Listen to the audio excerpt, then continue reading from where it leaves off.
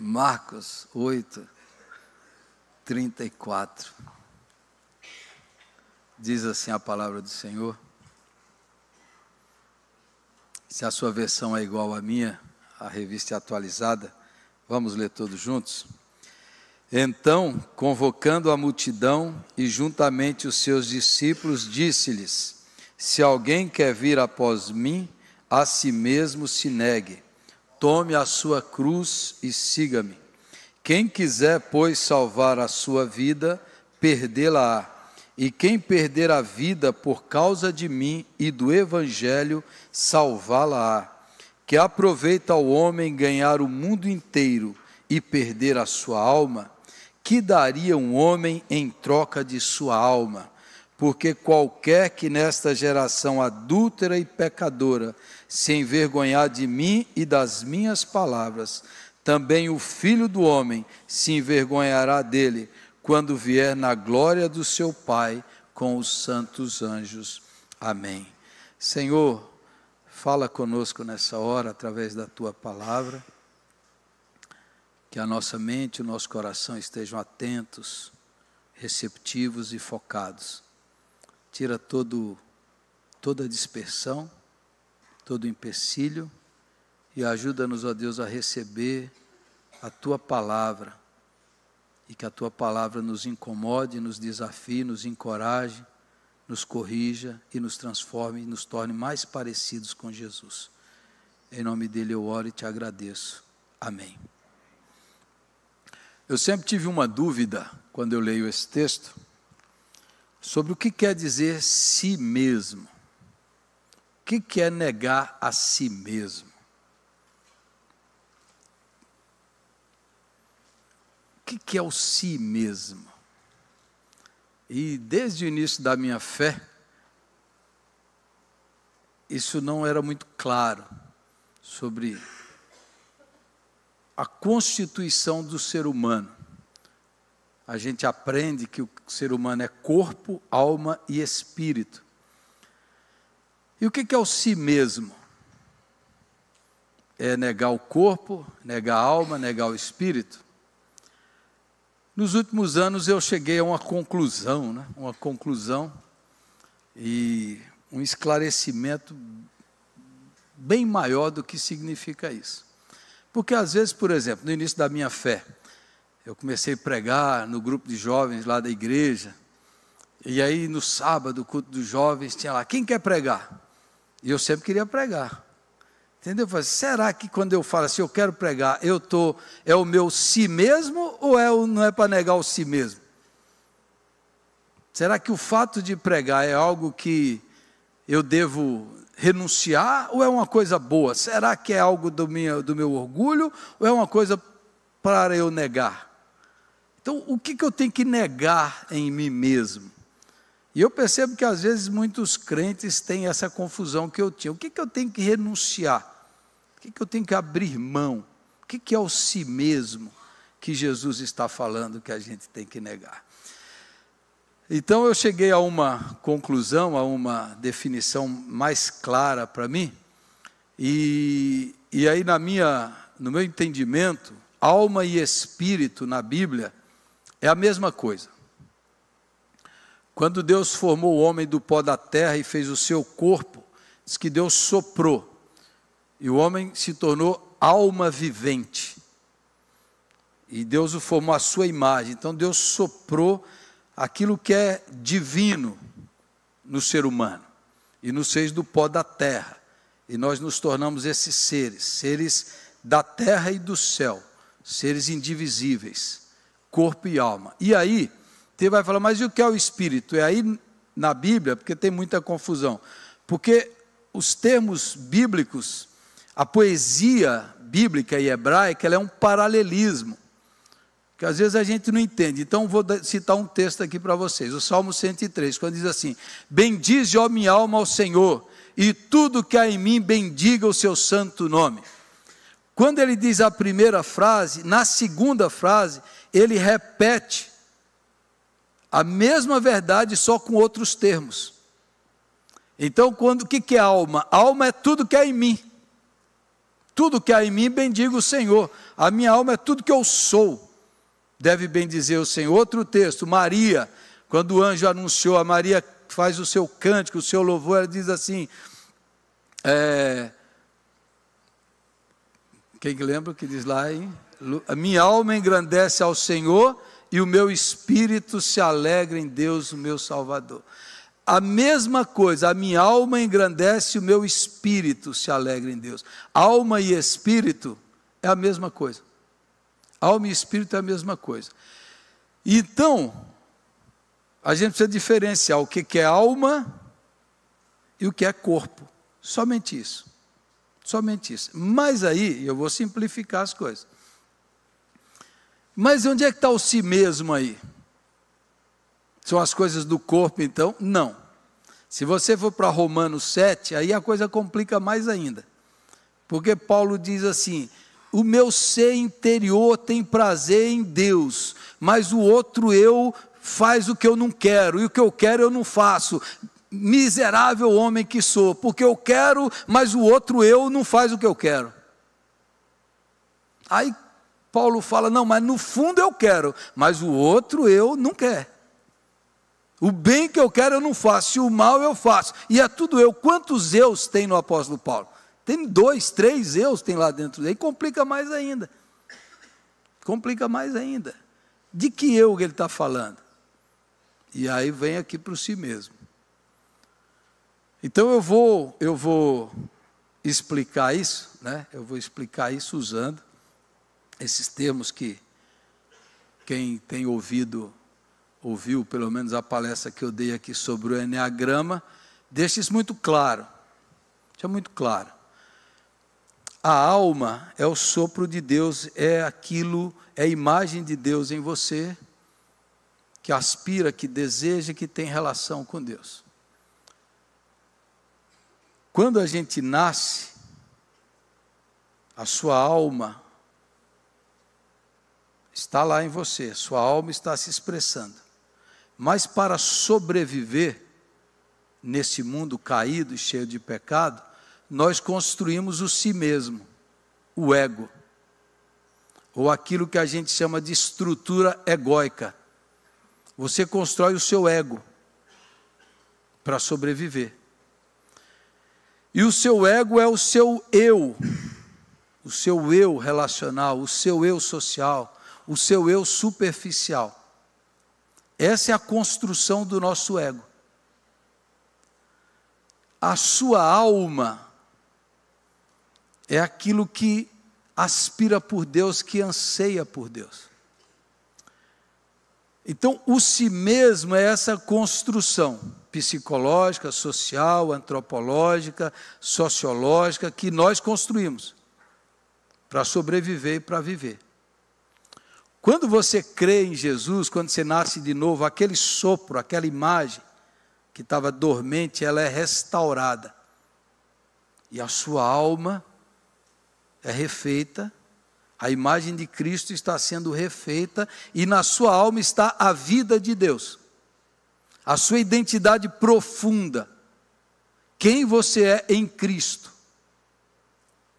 E o seu ego é aquilo que é para fora, para sobreviver. Aquilo que você criou para fazer, para viver, para enfrentar as lutas, para batalhar. Alma e ego. Essa é a explicação mais clara que eu entendo. E aí, preste atenção. A nossa alma é ampla. A nossa alma é aberta. A nossa alma é feita para provar o eterno, o céu, o Espírito Santo, a presença de Cristo. Mas o ego é fechado, é hermético. O ego é aquilo que nós construímos. Alguém comparou a alma como uma mansão e o ego é um cubículo. E a gente vive confinado nesse cubículo. E esse ego nos define. Ele nos define o que a gente pensa, o que a gente fala e como a gente reage. Esse é o ego que a gente construiu.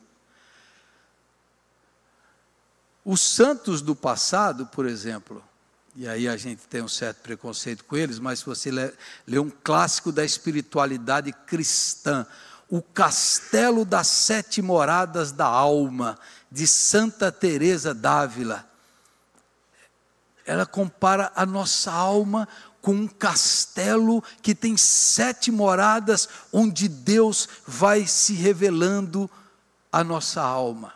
E os santos do passado usam muito essa linguagem, como os salmos usam. A alma se expande, cresce, a alma aprofunda a relação com Deus. Então, quando eu entendi isso, eu entendi o que é o ego, que é o si mesmo, que são a natureza carnal, pecaminosa, os hábitos encravados no nosso corpo. O corpo é bom, mas a carne, a natureza caída, que é o ego, que é o si mesmo, corrompe, aprisiona, escraviza. Então, à luz disso, textos como esse ficou muito claro para mim, muito claro. Porque, por exemplo, eu ouvia pregar, Deus, não, você tem que matar seu eu. Eu disse, mas que eu tenho que matar? Não, seu eu tem que morrer. Mas que eu? Eu tenho que me anular completamente? E as coisas boas que eu tenho que matar também, que eu é esse que eu tenho que matar? Você já pensou nisso ou não? Eu já pensei, que eu é esse? Como é que eu vou aniquilar o meu eu? Se eu aniquilar meu eu vou cometer suicídio? Que eu é esse? Quantos eus eu tenho? Então, essa compreensão deixou tudo muito claro para mim. O ego é a construção humana, psicológica que você fez. É essa natureza pecaminosa contrária a Deus. E a alma é aquela extensão do seu ser que anela, que anseia por Deus e pela relação com Deus. Quando Paulo diz, em mim mesmo não habita bem nenhum, ele está falando da estrutura egóica. Ele está falando da natureza pecaminosa. E aí quando ele diz em Efésios 2,10, porque somos feitura dele, recriados em Cristo Jesus, somos obra-prima de Deus. Ele fala assim, mas agora nós somos obra-prima, ali a gente não tem nada que presta. Ele está falando disso daí.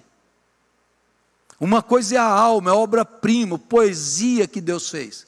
Outra coisa é essa estrutura egocentrada, esse si mesmado, porque a alma é para Deus, mas o ego é para si. E essa é a luta de todo ser humano. Entendeu? Deu para entender? Deu para compreender? Se não deu, depois você vai entender melhor. Mas é isso. E aí quando a gente olha para esse texto, você entende. Porque eu já vi pregações nesse texto aqui, que as pessoas simplesmente são chamadas a se aniquilarem completamente. E a ideia não é essa. A ideia é você negar o si mesmo para uma vida, para que a sua alma se expanda em Cristo e na presença de Cristo. Amém? Então, à luz dessa explicação, eu quero falar sobre isso, sobre esse chamado de Deus. Esse chamado de Deus para crucificar o nosso ego e expandir a nossa alma. E o problema do nosso tempo é que a maioria das pessoas nem sabe que tem uma alma, nem conhece a sua alma, confunde o ego com a alma, e não sabe discernir o que é da alma e o que é do ego, porque estão entrelaçados.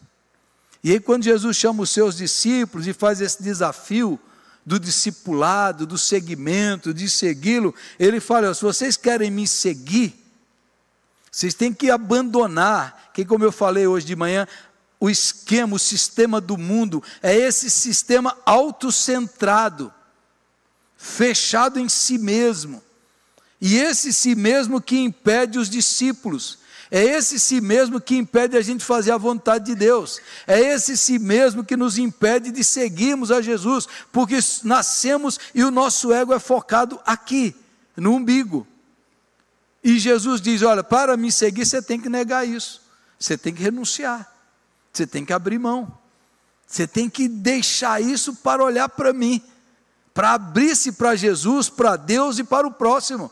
Não dá para viver só focado no seu ego, no si mesmo, no seu desejo, na sua vontade, na sua pretensão, naquilo que você quer. Quando você se abre para o projeto do reino de Deus, é um reino maior, é um reino mais amplo, é um reino superior. Você não pode viver apenas focado nisso. E aí você tem que pensar, onde é que está o si mesmo? Então ontem eu tive uma experiência muito interessante. Essa semana eu dei aula lá na IGM, lá no U Global Mission, lá do Léo Paiva, na escola de evangelismo e discipulado, e dei aula na quinta e na sexta, e ontem no sábado é aula de pregação, e os alunos tinham que fazer a pregação, o sermão de prova para ser avaliado. E aí uma moça, ela, na vez dela, ela falou, eu não consigo, chorou e falou, eu tenho muito medo de falar em público, eu não vou conseguir. E ela tinha preparado, mas ela não conseguiu. E na aula anterior eu tinha falado que timidez é uma expressão do orgulho. Quando você é tímido, é porque você fica preocupado com o que os outros vão pensar e dizer sobre você. Toda pessoa tímida é orgulhosa. Eu falo isso porque eu já fui tímido, entendeu? E eu sei do que eu estou falando. Você está sempre preocupado com o que vão dizer, o que vão pensar, o que os outros vão falar de mim. Você está preocupado com a sua reputação, com o que vão dizer de mim. E na aula de ontem eu falei isso. E a moça lá, ela negou, falou, não vou pregar. E eu estava já fazendo a avaliação da pregação, terminando já, ela falou, não, pastor, eu vou pregar agora, chorando. E as pregações todas eram sobre o livro de Jonas. Todos eles tiveram que pregar sobre o livro de Jonas, foi a tarefa.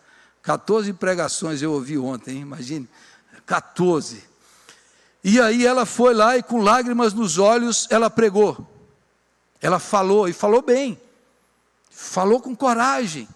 E ela falou, e quando eu disse não aqui, eu ouvi a palavra que o pastor falou ontem, que era o meu orgulho, eu estava preocupado o que iam dizer de mim, a minha reputação, eu ia passar vergonha, mas eu me senti como Jonas, que estava fugindo da vontade de Deus, e Deus me trouxe aqui para pregar. E ela diz, glória a Deus, porque eu venci esse bloqueio, eu venci esse medo, essa fobia, e eu consegui, ela conseguiu pregar. E todo mundo falou, glória a Deus, aleluia, foi uma benção. O testemunho dela evidenciou toda a aula. E observe isso, quando essa moça teve coragem de enfrentar o medo, ela passou por cima do seu ego, autocentrado. O que vão dizer de mim? E se eu fracassar, e se eu falhar? Será que vão rir de mim? Será que vão zombar de mim? Essa é a vida recolhida, paralisada, assustada, amedrontada. Essa é a vida fóbica. Essa é a vida da maioria das pessoas hoje. Essa é a maioria da vida das pessoas hoje. As pessoas estão paralisadas, amedrontadas, acorrentadas, focadas no si mesmo, vivendo no cubículo do medo, quando Deus tem a mansão da alma. Essa moça, eu falei, você fala muito bem, você tem o dom, se você for ser missionária como você está pretendendo, Deus vai te usar muito. Deus vai te usar muito. Mas aquele medo, o foco no si mesmo, o foco na reputação, o foco, o que os outros vão pensar de mim, o que vão falar sobre mim, é tudo sobre mim, é tudo sobre o eu, é tudo sobre o ego. Então aquela moça conseguiu superar o seu ego e falou com a sua alma, e o Espírito Santo a usou. Qual é o medo? Qual é o medo? Qual é a preocupação?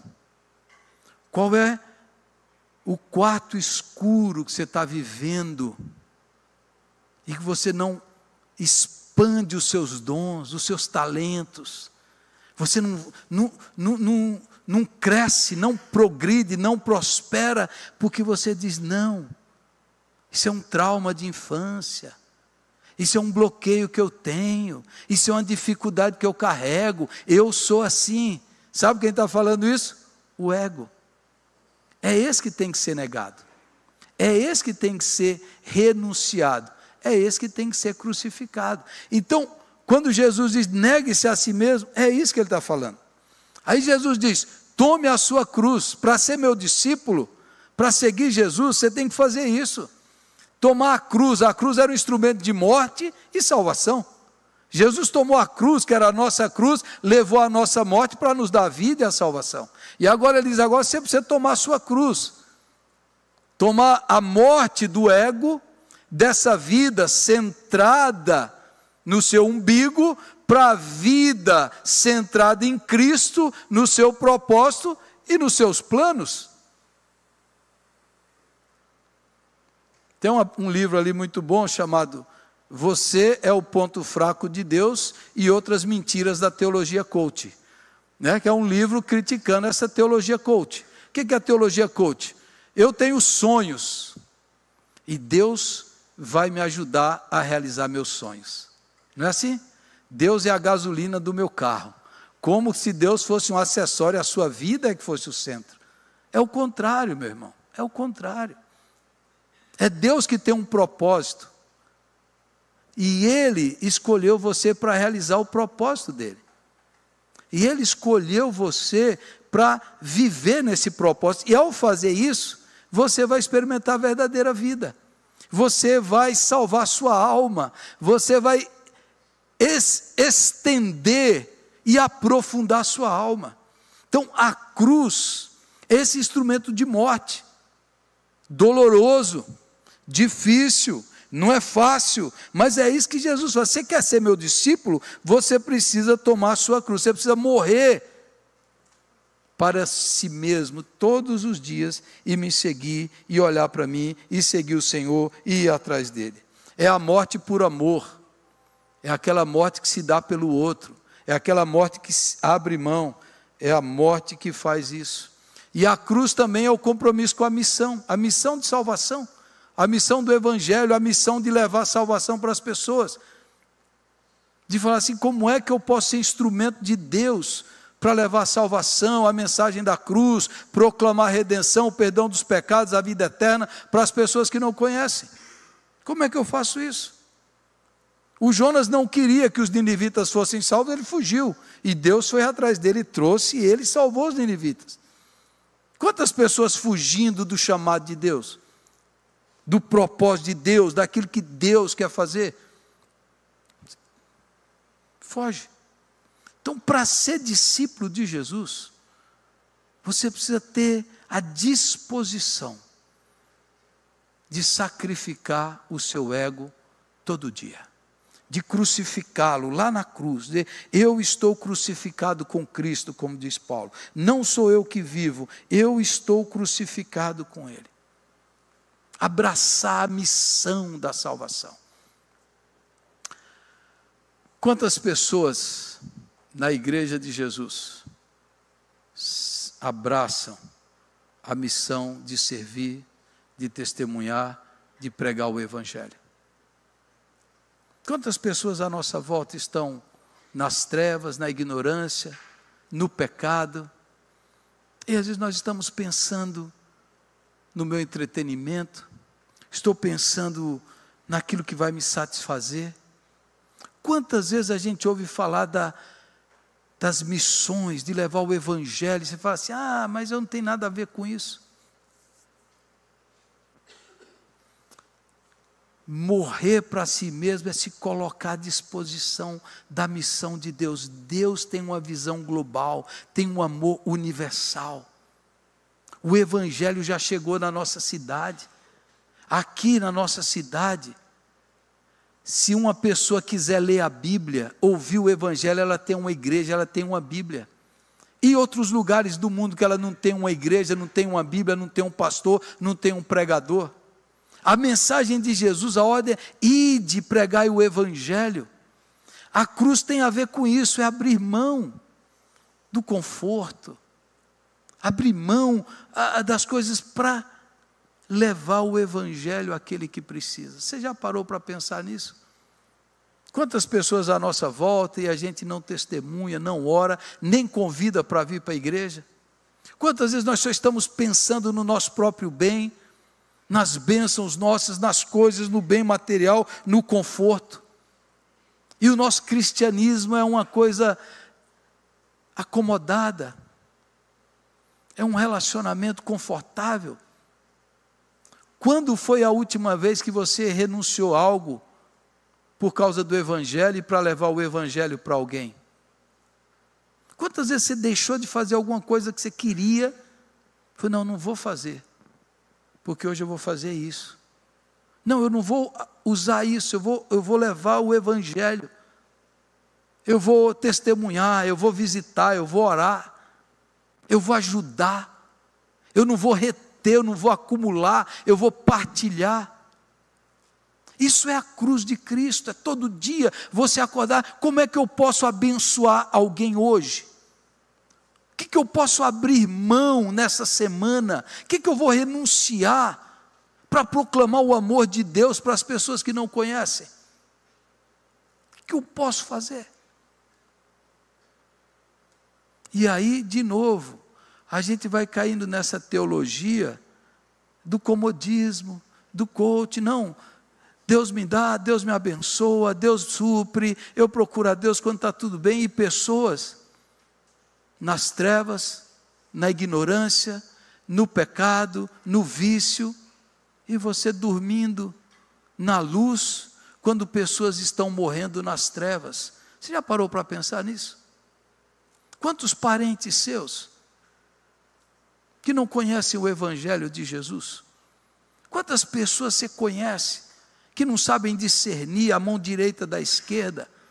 Está presa na superstição, na magia, no engano, no ocultismo, no secularismo. Quantas pessoas que você convive não sabem que Jesus as ama, que Jesus morreu por elas para levar os seus pecados? Quantos lugares do mundo as pessoas estão precisando do Evangelho? Então vou lhes dar algum exemplo aqui. O pastor Nonato esteve aqui alguns meses atrás, e o pastor Nonato, ele mora em Manaus. E ele, com a igreja dele, a igreja de um bairro, eles criaram uma missão, porque lá nos rios do Amazonas tem muitas comunidades ribeirinhas que não têm acesso à educação, não tem hospital e não tem o Evangelho. E aquele irmão, com muita oração e sacrifício, compraram um barco, colocou lá consultórios, leva dentistas, leva médicos e vai pregando o Evangelho. E passa às vezes um dia no barco para chegar à comunidade ribeirinha, para ajudar aquele povo, plantar igrejas, levar socorro, educação, saúde, ajuda. E o pastor Nonato faz isso. Uma igreja presbiteriana. Às vezes ele passa dias naqueles barcos. Aqui no nosso país. Esteve aqui. Nós nos comprometemos a apoiá-lo financeiramente. O pastor Tiago e a Suzana estiveram aqui também. Ele foi para Moçambique, levar o Evangelho e levar um meio daquelas pessoas que não tinham como sobreviver. Eles gerarem renda, recursos, e ele desenvolveu um projeto de criação de peixe. E aquelas pessoas ali estão criando peixe, estão tirando o seu sustento, e ele contou aqui para a gente, que um dia uma igreja que o apoiava no Brasil falou, a gente não vai poder mais mandar a oferta. E sem aquela oferta ele não conseguia fazer o projeto. E ele precisava demitir um dos trabalhadores. E ele passou a noite sem dormir. E naquela manhã ele falou, vou ter que demitir o irmão. E aí ele passou, pegou o irmão de carona para levar para o projeto de piscicultura. E Quando ele entrou no carro, o irmão falou: eu estava orando, agradecendo a Deus por esse projeto. Porque antes desse projeto eu não tinha salário, eu não tinha sustento, eu não tinha como sustentar os meus filhos, e eu estava agradecendo a Deus por sua vida. E o pastor Tiago disse que ia ter que demitir aquele irmão. Aí ele orou e falou: Senhor, o projeto acaba, mas eu não vou demitir esse irmão, não. E o Tiago esteve aqui. E o sonho dele agora é construir uma escola naquele lugar. Uma escola simples. Uma escola simples. Para que aquelas crianças tenham aula. Ele esteve aqui. Ele contou essa história. Nós nos comprometemos a enviar uma oferta todo mês para o pastor Tiago, para ajudá-lo. O pastor Ricardo Mattioli esteve aqui, mas já faz mais tempo quando ele esteve aqui. O Ricardo trabalhou muito tempo no Quênia, na África, acolhendo os somalis que vêm da Somália. A Somália é um país que está em guerra há décadas. O país acabou. E depois do Quênia ele foi para o sul da Espanha, para Almeria, porque fica no lugar onde o pessoal do norte da África vem naqueles barcos. E muitos morrem nos barcos no meio do oceano, fugindo. E o Ricardo está lá com a sua esposa. E todo dia, toda semana, ele vai lá resgatar refugiados que vêm só com a roupa do corpo. Sem comida, sem roupa. E o Ricardo, que era pastor lá em Londrina, pastor muito bem sucedido, o Ricardo abandonou tudo isso para socorrer os refugiados africanos. Ele dá comida, a maioria deles são muçulmanos, ele evangeliza, ele leva para um local seguro, ele tira os documentos e ele ajuda aquele povo. Pastor Ricardo Mattioli. Na quarta-feira nós nos despedimos do Carlinhos Falsetti. A Europa é um continente chamado pós-cristão, completamente secularizado. Mas tem um lugar da Europa onde eclode toda a fome espiritual da Europa. É o caminho de Santiago de Compostela. Todas as crenças, todas as religiões, ali, aquele povo secularizado expressa a sua fome de Deus. E o Carlinhos está indo morar em Santiago de Compostela. Porque todo dia, na temporada, na alta temporada, no verão, chega 2.500 pessoas, depois de andarem 800 quilômetros, buscando a transcendência, buscando o Espírito, buscando não sabe o que, mas buscando alguma coisa. E eles estão lá agora com equipe. E até na Catedral de Santiago de Compostela, o arcebispo abriu uma sala para os missionários evangélicos evangelizarem os peregrinos. O mundo está faminto. Os missionários que saem da sua terra, que vão levar o evangelho, eles não estão brincando. Eles estão cumprindo a missão do Senhor. Eles estão abraçando a sua cruz e o seu chamado. Estão tentando fazer diferença nesse mundo mau. E a igreja, eu e você, somos chamados para fazer isso aqui e para orar por eles que estão lá, para estar juntos, para apoiá-los. Pastor Silmar está na África do Sul e na Namíbia. A Namíbia está uma seca, uma fome terrível. O Silmar ajuda o pessoal a plantar, a colher hortas. Ele mostra um repolho que ele produz lá, que dá para o pessoal alimentar uma semana. Toda vez que eu como um repolho, eu lembro do Silmar. Ele está lá, com creches, pegando containers e transformando containers em creches. Ele está ajudando pessoas. Ele está levando o evangelho. Ele está levando a salvação. E há pessoas aqui na nossa cidade.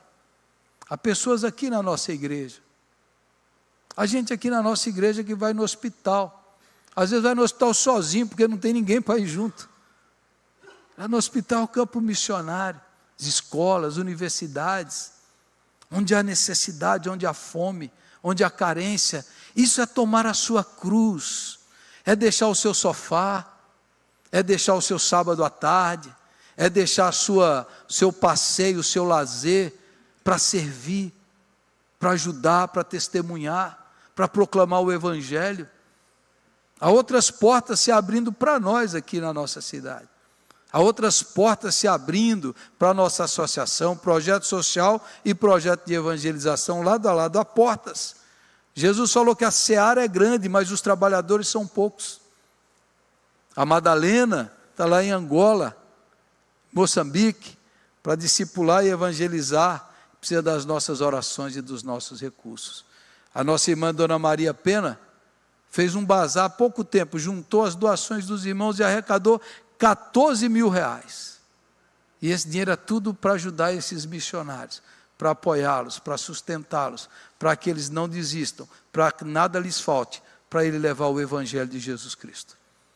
E quando a gente chegar lá no céu, nós vamos encontrar muita gente lá da África, muita gente dos ribeirinhos, muita gente lá da comunidade Tabalascada em Roraima, do pastor Hamilton, que esteve aqui também. O Hamilton está há quase 40 anos evangelizando, cuidando indígenas. O Hamilton vai para presídios.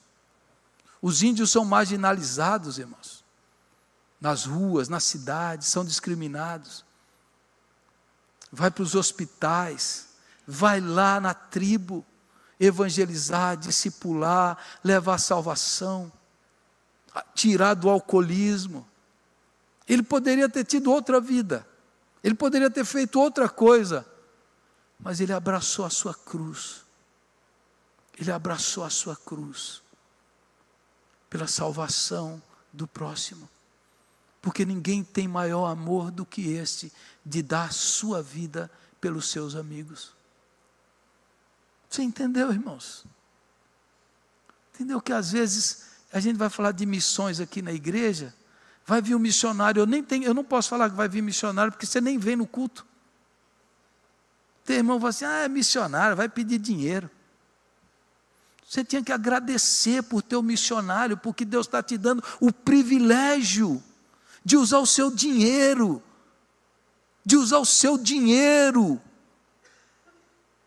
para levar vidas à salvação. Você deveria agradecer por essa igreja investir em missionários, investir neles, usar o seu dinheiro para a expansão do reino de Deus. Então, isso é abraçar a cruz. Fala, Senhor, como é que eu posso ser usado? Como é que eu posso levar a tua salvação? Como é que eu posso deixar essa vida egocentrada, ensimesmada? E é isso que Jesus está falando aqui. Abrace a sua cruz. Aceite o sacrifício. O sacrifício. A vida sem sacrifício não vale a pena. A vida sem sacrifício não vale a pena. É Davi, quando fala lá, Davi, o que você vai oferecer? Toma Davi de graça. Ele fala, como é que eu vou oferecer para Deus algo que não me custe nada? Como é que eu vou oferecer para Deus algo que não me custe nada?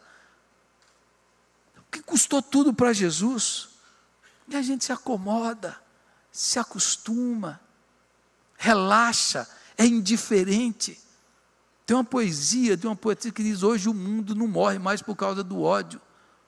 Hoje as pessoas morrem de indiferença. De indiferença. Há pessoas na nossa cidade, irmãos, que morrem solitárias, sozinhas.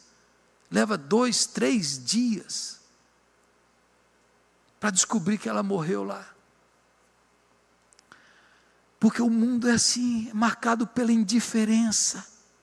Você é problema seu, eu não tenho nada a ver com sua vida, cada um com os seus. E esse é o desafio de Deus para nós. Essa semana eu estava lendo, na leitura diária, e eu estou lendo uma Bíblia diferente, então eu nunca sei direito o que eu vou ler. E aí caiu em Neemias capítulo 1. E toda vez quando eu leio Neemias capítulo 1, esse texto fala forte comigo, toda vez. Tanto é que eu compartilhei aqui na reunião de oração. Neemias capítulo 1, ele está lá, ele é copeiro do rei, lá na capital do império, e os seus irmãos vieram de Jerusalém, depois do exílio, no período do exílio, e eles já voltaram à parte. O Neemias acha que a cidade já foi restaurada, está tudo bem. Aí o Neemias pergunta: como é que estão os nossos irmãos lá de Jerusalém? Neemias 1, versículo 3 diz assim: disseram-me, os restantes que não foram levados para o exílio e se acham lá na província, estão em grande miséria e desprezo. Os muros de Jerusalém estão derribados e as suas portas queimadas. Aí veja essa reação de Neemias. Toda vez que eu leio esse texto, isso fala fundo. Neemias falou: como é que eles estão? Eles falaram: estão sofrendo muito. Está uma miséria, está um desprezo. Os muros da cidade foram derrubados, a cidade foi queimada.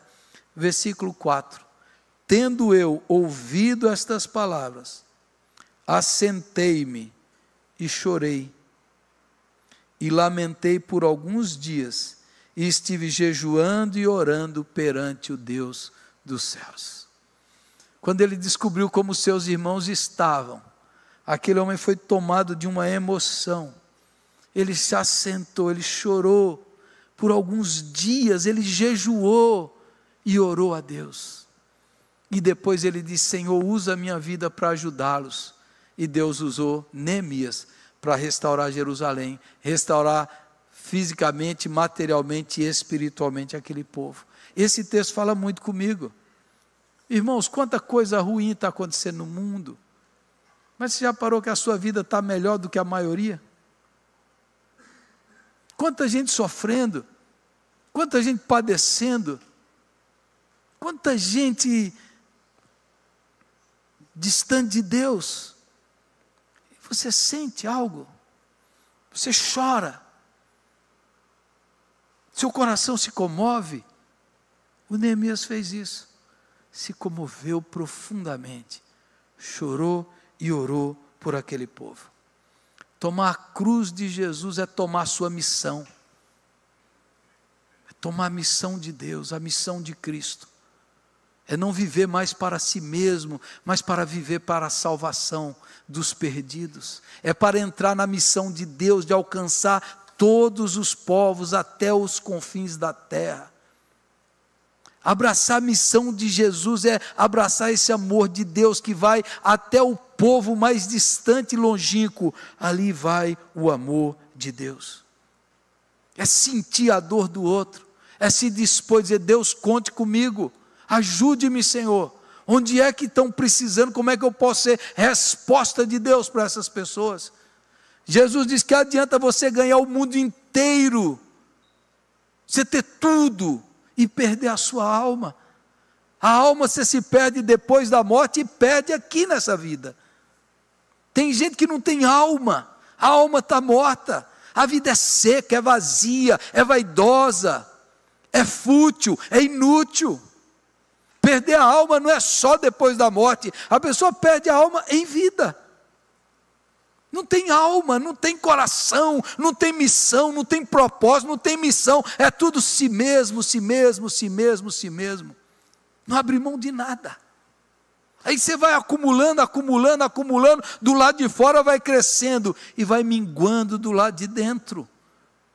Como aquele homem avarento que Jesus fala, ele construiu celeiros, teve uma grande colheita, falou de si para si mesmo. Come, bebe e regala-te, porque agora eu tenho tudo. E Jesus diz: aquela noite ele ouve uma voz dizendo: louco. Essa palavra literalmente louco é assim: descerebrado, tolo, idiota. Você gastou a sua vida toda acumulando coisas, e essa noite vão pedir a tua alma, e tudo isso que você se esforçou, que você labutou, que você trabalhou, tudo isso, para quem será? Todo o seu esforço, tudo que você fez. Aí a parábola termina: esse é o homem que acumula coisas nessa terra, mas não é rico para com Deus. Rico para com Deus é aquele que abre mão, que doa, que se dá, que se entrega. Rico para com Deus é aquele que abraça a missão de Deus. Deus tem uma missão. Não é a igreja que tem uma missão, é a missão que tem a igreja. A igreja que não faz missão deixou de ser igreja. O crente que não faz missão deixou de ser crente. Que Deus tem uma missão. Missão. Talvez você não vá pregar, você não vai ensinar, mas talvez você vai ajudar, levantar recursos, orar, impulsionar, encorajar, mandar uma carta, interceder. Talvez você vai discipular, ensinar, evangelizar. Mas Deus tem uma missão. A missão até os confins da terra. E a igreja que não faz missão deixou de ser igreja. E aí a vida sem propósito, a vida vazia de significado. É a vida apenas focada nas coisas desse mundo. Aí é aquela compulsão, é aquela insatisfação, é aquela ansiedade, é aquela preocupação, nada nunca está bom. Por quê? Porque você não chegou no cerne, na alma, você entende? A vida do ego nunca satisfaz, porque a alma tem a eternidade dentro dela e ela só se satisfaz com as coisas eternas. Você vê uma geração rica, confortável, mas gente vivendo à base de remédio. Gente tudo cheio de remédio, que não consegue dormir, não consegue ter paz. Sabe por quê, irmãos? É porque não faz a obra que Deus mandou fazer. É porque não abraça a sua cruz. É porque só pensa no conforto próprio. É porque só pensa em si mesmo. Essa vida não é vida. Essa vida é pequena. É medíocre, é miserável. É a última igreja do Apocalipse lá, que do ponto de vista externo era rica, poderosa, mas do ponto de vista de Cristo é pobre, é miserável, é cega e é nu. A igreja de Laodiceia, assim é muita gente. Do ponto de vista humano tem um monte de coisa, mas do ponto de vista de Deus é miserável, não tem nada. E Jesus está lá do lado de fora batendo, eis que estou à porta e bato. Muita gente que não faz a missão de Deus, Jesus já está fora. Está fora do propósito, fora da missão, fora.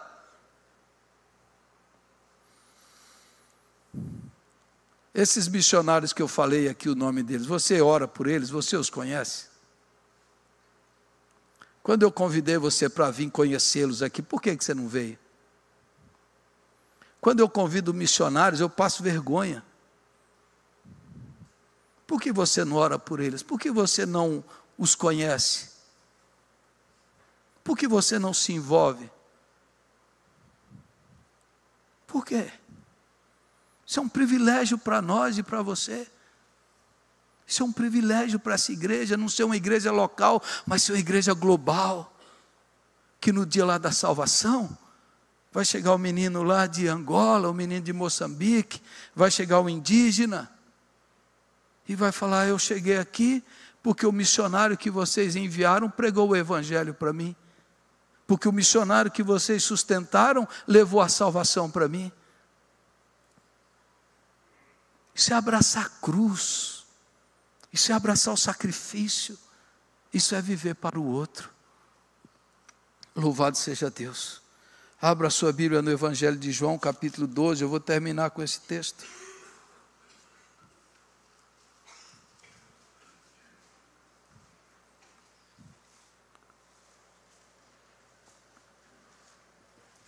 João 12, verso 20 em diante. Os gregos vieram da Grécia, a capital da filosofia, da sabedoria, vieram atrás de Jesus. E eles chegaram para Jesus e falaram, Jesus, os gregos querem te conhecer. E aí Jesus falou, eu não vim para ser famoso na Grécia. Não é para isso que eu vim. E aí eu vou te conhecer. Quando eu estive lá na Coreia do Sul, uma das visitas mais marcantes que nós fomos, os pastores brasileiros, foi no Museu dos Mártires. A Coreia foi invadida pelo Japão no início do século XX, e ali bem no início do avivamento coreano, em 1907, os japoneses dominaram a Coreia e mataram muitos, mas muitos cristãos, muitos cristãos. E o Museu dos Mártires mostrava e mostra fotos das pessoas que morreram, os objetos que eram usados para torturar os cristãos. Tinha um lugar ali perto que eram as ossadas dos cristãos que foram mortos, onde eles foram enterrados.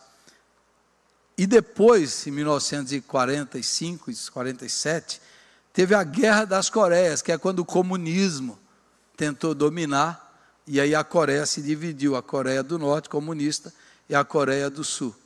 E quando eu estive lá, junto com os pastores, na entrada do Museu dos Mártires, na parede assim da frente, tem uma coisa linda, linda, e muito forte, porque o primeiro missionário evangélico na Coreia, ele pegou uma Bíblia da língua chinesa, várias Bíblias que os coreanos entendiam.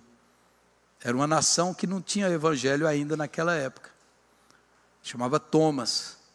E Deus chamou ele para ir lá, e eles falavam assim, a Coreia não recebe bem estrangeiros. Havia muita briga, muita invasão, muita coisa. E às vezes os navios ingleses, ele era galês, quando chega eles atacam. Mas o Thomas falou, mas Deus está me mandando levar a palavra para eles. E ele foi. E quando eles chegaram naquele navio, os coreanos, lá na terra, na praia, começaram a lançar flechas incendiadas, e o navio que ele estava pegou fogo. E aí ele teve que pular na água e colocou as Bíblias na sua roupa, dentro dele, e ele chegou na praia. E quando ele chegou na praia, os coreanos viam ele como um estrangeiro, um pagão, e estavam lá no meio de grandes conflitos, achavam que ele veio para roubar. Os coreanos começaram a bater nele. E quando batia, ele pegava a Bíblia e dava as folhas, as páginas, e entregava. E quanto mais batia, mais ele dava. E ele caiu ajoelhado. E o mataram. E ele entregou aquelas Bíblias, aqueles papéis, e ele morreu ali na praia. Alguns soldados que o mataram, o papel era caro na Coreia nessa época. Pegaram aquelas folhas, e eles moravam em cabanas, e as cabanas tinham frestas, por onde entrava o vento, e eles pegaram aquele papel das Bíblias, e começou a colar, em todas as frestas da casa, e encheram a casa deles de folhas de Bíblia. E o que aconteceu? Eles iam lendo, e foram se convertendo ao Senhor Jesus Cristo. Aquele homem morreu. Aí quando a gente chega no Museu dos Mártires, tem um desenho, na parte de baixo, tem um desenho do Thomas, ajoelhado, e o pessoal o matando. E acima dele tem uma foto. Ele chegou em 1885, e acima dele tem uma foto, de 1985, 100 anos depois. Quando o Billy Graham foi fazer uma cruzada no centro de Seul, em praça pública, e ali aquela foto, tem o Billy Graham pregando, e tem ali na praça, 1 milhão de pessoas. Há 100 anos atrás, estão matando 100 anos depois. E aí do lado dessas imagens está escrito esse texto. João 12, 24 e 25. Em verdade vos digo, se o grão de trigo caindo na terra não morrer, fica ele só, mas se morrer, produz muito fruto. O homem deu a vida para que milhões conhecessem a salvação. Feche os seus olhos e vamos orar.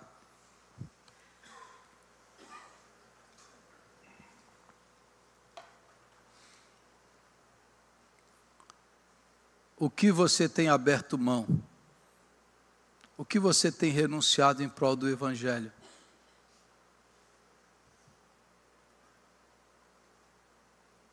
O que nessa semana Deus quer usar a sua vida? Vamos ficar em pé e vamos orar ao Senhor.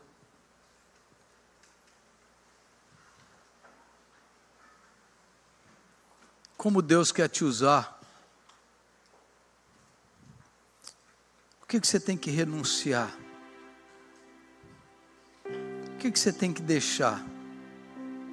E nessa noite você vai dizer para Deus como Neemias disse: conte comigo, Senhor. Conte comigo, Senhor.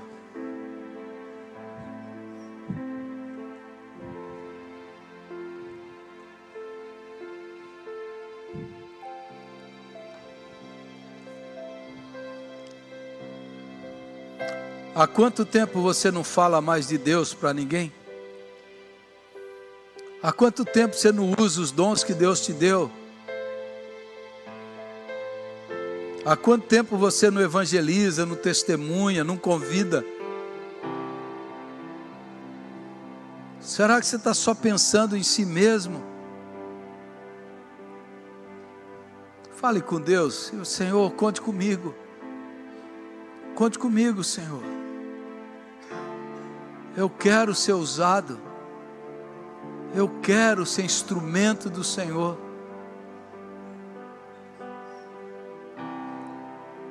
Sim, Senhor, nosso Deus. Sim, Senhor, nosso Pai. Conte conosco. Ajuda-nos a renunciar o nosso ego, o nosso conforto, o nosso comodismo, a nossa vida vaidosa, vazia, inútil, fútil. Ajuda-nos, ó Deus, a deixar de viver olhando apenas para o nosso umbigo, olhando apenas para os meus desejos, quando o Senhor tem um amor eterno, quando o Senhor quer salvar, e às vezes nós estamos tão acomodados, tão indiferentes, tão frios, e os dons que o Senhor me deu nós estamos enterrando, e os recursos que o Senhor nos deu nós estamos usando de maneira mesquinha e egoísta, Senhor. Sim, meu Pai, sim, meu Deus, conte conosco para mudar vidas, para influenciar histórias, para mudar histórias de vida e para levar vidas para a eternidade e para a salvação. Conte conosco, conte com essa igreja. Conte, Senhor, com o teu povo aqui, para que a nossa igreja seja missionária, seja generosa, seja uma igreja que doa, que se entrega, que serve. Ajuda-nos, ó Pai, a viver assim. E nessa semana, conte comigo, conte conosco. Usa-me, Senhor. Usa-nos, ó Deus, para levar a tua luz àqueles que estão nas trevas, para levar esperança aos que estão desesperados, para levar ajuda aos que estão aflitos. Conte conosco, ó Pai, conte conosco, conte com essa igreja, Senhor, conte conosco, ó Pai, para fazer a tua obra, em nome de Jesus, em nome de Jesus, amém, amém.